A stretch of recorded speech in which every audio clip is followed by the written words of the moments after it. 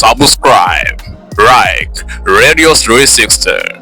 Hii hapa ni Radio 360, sehemu ambayo utapata taarifa zote za kimichezo na kiburudani. Kama bado haujasubscribe, hakikisha unagusa neno subscribe, kwa sababu utakapo subscribe itakuwezesha wewe kupata taarifa zetu kila wakati na utakuwa wa mwanzo kabisa kupata notification ukiwa umesubscribe. Kipindi hichi cha usajili hapa Bongo Radio 360 tuna bezi sana kuzisaka taarifa za usajili, zile ambazo zinafuatiliwa na zile ambazo zimeshakamilika.